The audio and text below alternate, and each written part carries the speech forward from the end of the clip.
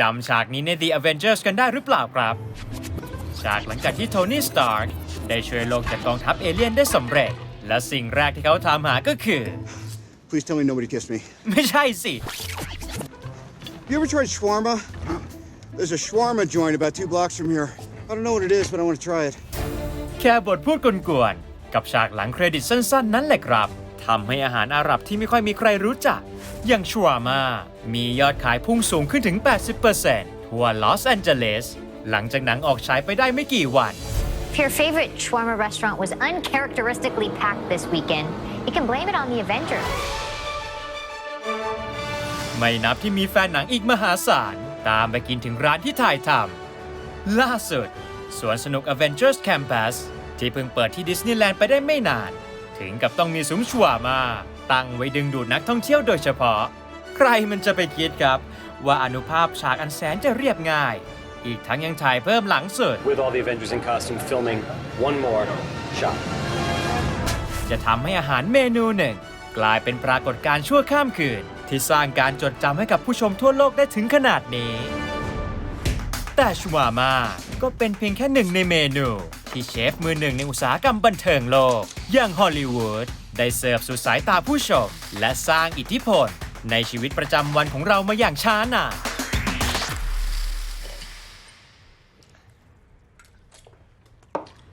It's good.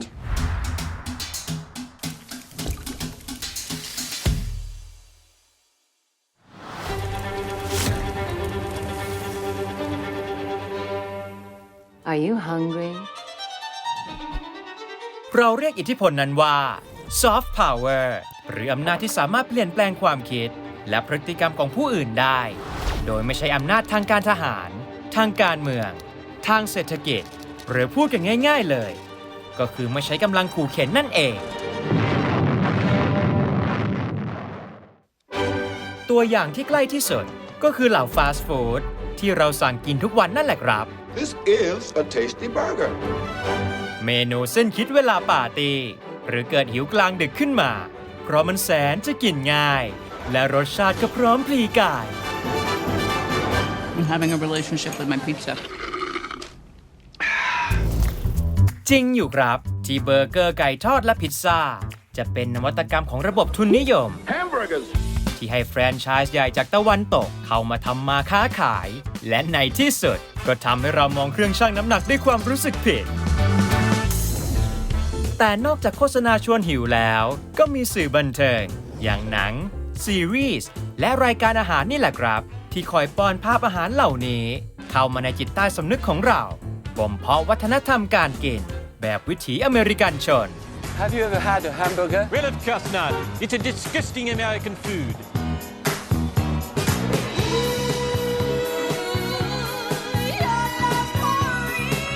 ไม่ว่าจะอย่างแนบเนียนหรือว่าขายกันตรง Contractor, no. I will not bow to any sponsor. ๆด้วยเวทมนต์ของสื่อบันเทิงอาหารจานธรรมดาที่หากินได้ตามท้องถนนทั่วไปนั้นก็สามารถเสกให้ดูน่ากินขึ้นมาทันตาอย่างฉากแซนด์วิชไข่ใน Birds of Prey ที่เหมือนเป็นฟู้ดพอร์นยั่วน้ำลายให้ไหลเยิ้มฟินตามแม่นางฮาลีจนอยากจะออกจากโรงไปซื้อกินซะตอนนั้นหรือถ้าขยันหน่อยก็เปิดสูตรทำตามเหมือนพี่จีนซะเลย หากเปิดสูตรทำตามไม่ได้ก็ต้องนั่งสนองนิดด้วยการเปิดหนังพ่อครัวหรือดูรายการเรียลิตี้อาหารที่ทำให้เราหลงไหลเสน่ห์ของการทำอาหารต่างชาติ หอมจริง แต่เราขอไม่นับอาหารของเชฟคนนี้นะครับเปิดพิสดารไป Loin. What kind? but ช่วยทำให้เราสนใจในการทำอาหารและถึงขั้นทำให้คนดูบางคนใฝ่ฝันอยากจะเป็นเชฟซะเองเลยทีเดียว I want to make food that makes people stop eating. หรือไม่ก็เกลียดการเป็นเชฟไปเลย An idiot sandwich. แต่สิ่งที่ทำให้อาหารในสื่อบันเทิงโดดเด่นจนเป็นที่จดจำของผู้ชมนั้นก็คือเรื่องราวที่อยู่เบื้องหลังและห้อมล้อมอาหารจานนั้นครับ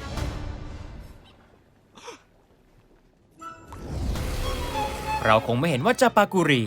ใน Parasite ชนชั้นปรสิตจะเป็นเมนูที่วิเศษวิโสอะไรเพราะมันก็เป็นแค่รามยอนผสมกับเนื้อวัวแต่เพราะความสำคัญของมันกับเรื่องราว และตัวละครในเรื่องที่ยิ่งมองลึกลงไปมันก็ยังเป็นเหมือนสัญลักษณ์ที่จิกกัดความเหลื่อมล้ำทางสังคมอย่างแยบยลรัตทูอีก็อาจจะเป็นแค่เมนูหนึ่งหากไม่มีประเด็นเรื่องการค้นหาตัวตนและความทรงจำในวัยเด็กของแอนทอนอีโกมาเพิ่มความหมายให้กับมันเพราะอาหารไม่ใช่แค่พลังงานที่ทำให้เราอยู่รอดไปวันๆแต่มันยังสามารถสะท้อนหลายๆมุมมองของชีวิตเราได้อย่างลึกซึ้งอย่างที่สัมผัสได้ในสื่อบันเทิงของญี่ปุ่นถ้าพูดถึงอาหารไทยเราชื่อเสียงเรียงนามเรื่องรสชาติก็ถือว่ามาเป็นอันดับหนึ่งจนกลายเป็นคอมฟอร์ตฟู้ดในวัฒนธรรมการกินต่างๆและเช็คลิสต์ของนักกินทั่วโลก I'll put it on the list. โดยเฉพาะที่ประเทศสหรัฐอเมริกาเห็นกันอย่างชินตาจากเมนูที่ตัวละครในสื่อต่างๆเลือกสั่งไม่ว่าจะเป็นอาหารสิ้นคิดของเชลดอนใน The Big Bang Theory More pad thai, please. Sheldon, you've already had 4 servings. หรือเมนูโปรดของป้าเมย์ใน Spider-Man Homecoming No, I love you. ไปไกลถึงขั้นนำมาปรุงเป็นหัวใจหลักของแอนิเมชันดิสนีย์เรื่องเยี่ยมอย่างรายา and the Last Dragon We'll poison them? No, we're not going to poison them, and we're not going to fight them. We're going to share a meal with them. Whoa, that's good. หลายคนคงสงสัยว่าในช่วง2 ทศวรรษที่ผ่านมาทำไมอาหารไทยเราถึงสร้างชื่อเสียงบนเวทีโลกจนเป็นจุดเด่นของประเทศได้ขนาดนี้ส่วนหนึ่งก็เป็นเพราะว่าเมื่อปี 2545 ทางรัฐบาลไทยได้ออกเม็ดเงินอัดฉีดอย่างมหาศาลเพื่อโปรโมทแคมเปญ Global Thai ที่ตั้งเป้าเปิดร้านอาหารไทยกว่า 3,000 ร้านทั่วโลกให้ประชาคมโลกได้ลิ้มลองและจดจำรสชาติที่อร่อยไม่เหมือนใคร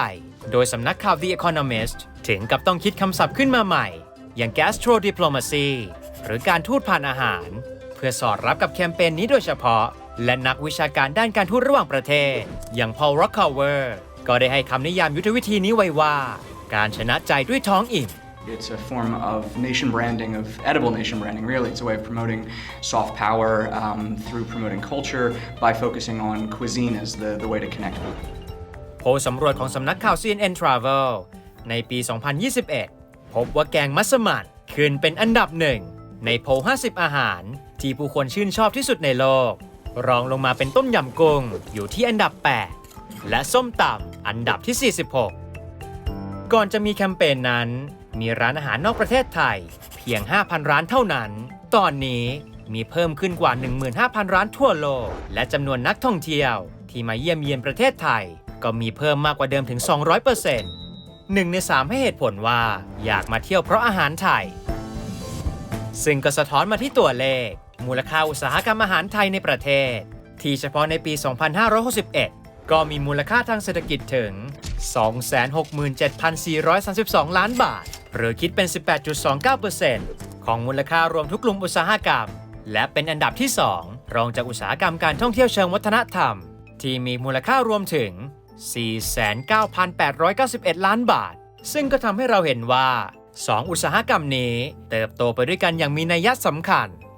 และอาหารคือจุดเด่นของไทยเราจริงๆหลังไทยประสบความสำเร็จด้าน Gastro Diplomacy อย่างล้นหลามก็ไม่แปลกที่ประเทศอื่นอยากจะลอกสูตรลับนี้ไปใช้บ้างซึ่งคนที่ใช้ได้ผลที่สุดก็ไม่ใช่ใครที่ไหนไกลครับนอกจากเกาหลีใต้ใช่ครับไม่เชื่อก็ต้องเชื่อว่ากิมจิปิ้งย่างรามยอนบิบิมบับที่เห็นกันในหนังหรือซีรีส์ทุกวันนี้เนี่ยเป็นผลพลอยได้จากการที่รัฐบาลเกาหลียืมนโยบายการทูตอาหารของไทยมาปรับใช้ในชื่อ Global Handshake ชื่อคุ้นๆไหมครับแต่วิธีโปรโมทของพี่แกโหดกว่าเราหลายเท่าเริ่มแรกโอปป้าแกเล่นจัดตั้งสถาบันโปรโมทอาหารเกาหลีขึ้นมาโดยเฉพาะเพื่อร่วมมือกับสมาคม K-Food Supporters Alliance ในการช่วยเผยแพร่อาหารเกาหลีเชิงรุกอย่างเช่นการขับฟู้ดทรัคแจกอาหารไปทั่วนิวยอร์กซิตี้หรือจัดกิจกรรมชิมอาหารตามมหาลัยต่างๆที่ชวนให้นักศึกษาต่างชาติได้ลองกินอาหารเกาหลีและนำรสชาติสุดประทับใจกลับไปที่ประเทศของตนแต่ที่ทำให้อาหารเกาหลีกลายเป็นอาหารจานโปรดของชาวต่างชาติจริงๆก็เพราะว่าแคมเปญนี้ดันปล่อยพร้อมๆกับ Hallyu หรือ Korean Wave หรือ Korean Fever นั่นแหละครับ ที่กระทรวงวัฒนธรรม กีฬา และการท่องเที่ยวของเกาหลีใต้ ได้ทุ่มเงินกว่า 319,000 ล้านวอน หรือประมาณ 9,500 ล้านบาท เพื่อสนับสนุนการส่งออก pop culture เพลง ภาพยนตร์ และซีรีส์ไปทั่วโลก ซึ่งเป็นการร่วมมือกันครั้งใหญ่ที่สุดของทางภาครัฐและเอกชน อิทธิพลแรกที่น่าจะโดนกันทั่วหน้าก็คือซีรีส์แดจังเกิมที่แสดงความพิถีพิถันของอาหารเกาหลีดั้งเดิมทำเอาแฟนซีรีส์ต้องฝึกฝีมือเป็นสั่งกงดองกิมจิตามกันทั่วบ้านทั่วเมือง ซึ่งก็ไม่ได้ดังพลุแตกแค่ที่ไทยนะครับ แต่ไปถึง 91 ประเทศ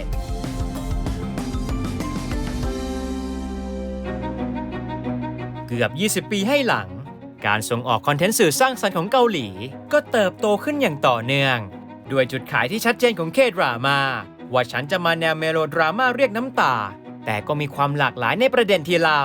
ทำมาหมดแล้วแทบทุกแนวเก็บหมดทุกอาชีพและที่ขาดไม่ได้